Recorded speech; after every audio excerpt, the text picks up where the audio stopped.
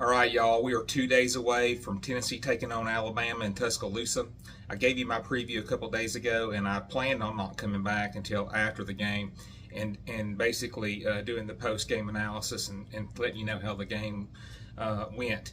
But I did want to come back here just a little bit before the game kicks off here, and I want to go over with my final thought on 3 things to look at and what Tennessee has to do if they want to get out of Tuscaloosa with a win. One thing I want to make very clear, and I'm not trying to be negative, I don't expect a lot out of Joe Milton, and I've come to terms with that. I've accepted that. And so, with the 7th game in the season, I've come to terms that I know Joe Milton's not going to go out and have a great game. But even if he doesn't go out and have a great game, which I expect, there's things we can do. I still think that we can go in there and win, because we still have, even though we don't have elite or even very good quarterback play, we still can win this game in Tuscaloosa if we do these things. So anyway, first thing is we've got the 6th ranked rushing offense in the country, and we are facing the 18th rushing defense. Now, that defense is giving up 104 yards a game. That's very, very good. Tennessee is averaging 230 yards a game. So, Tennessee, in my opinion, is going to have to at least get 175 yards rushing if Tennessee is to have a chance in this game. Like I said, I don't expect us to put up a lot of passing numbers.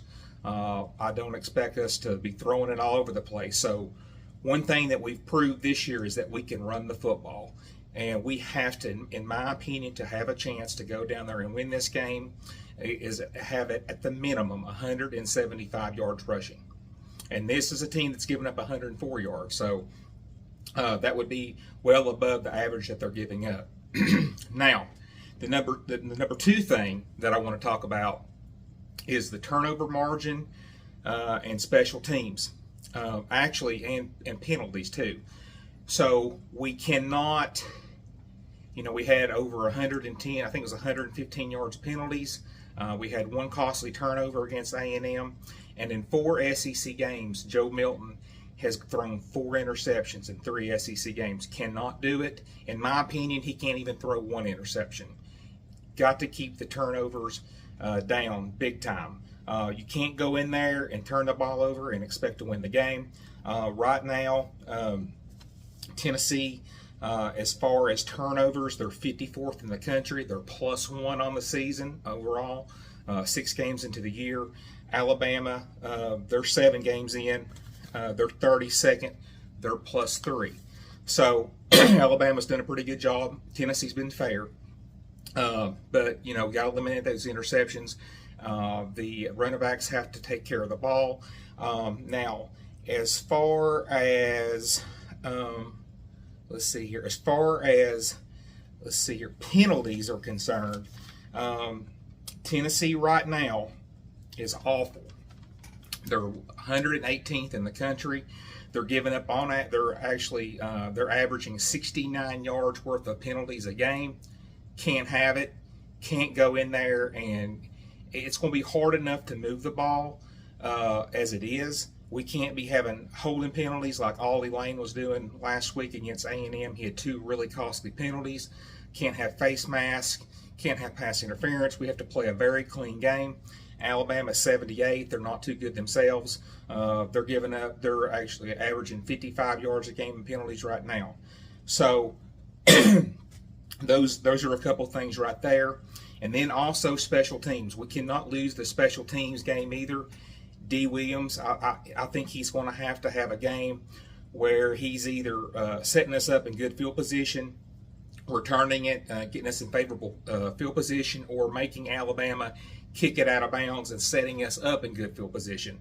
We can't be getting the ball pinned down, past the 20-yard line, 10-yard line, and have 80 to 90 yards to go. I just don't think this offense is geared that way to be successful. Got to have a short field. So those are a couple things right there that to be watching, to keep an eye out for. We have to win those battles. And then also the thing to keep an eye out for is the Alabama passing offense.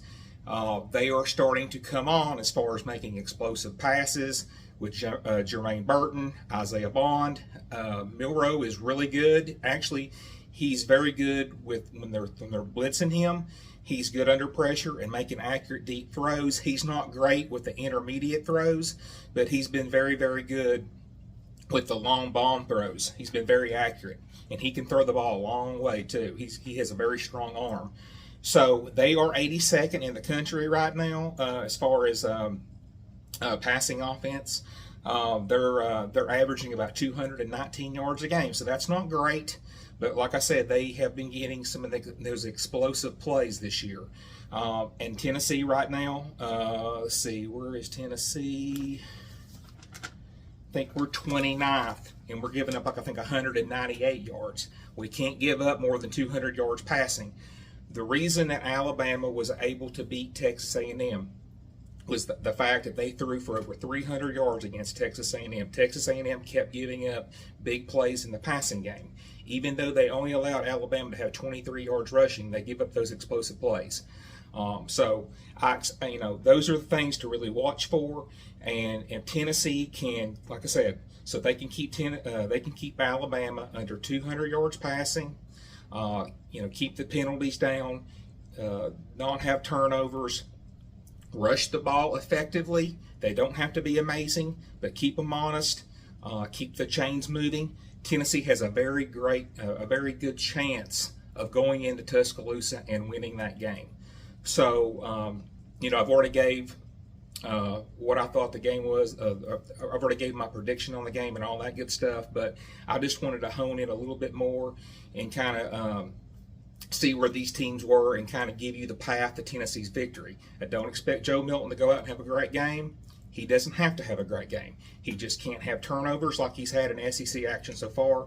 We can't have penalties. We can't have turnovers, and we can't let Jalen Milroe have a career day.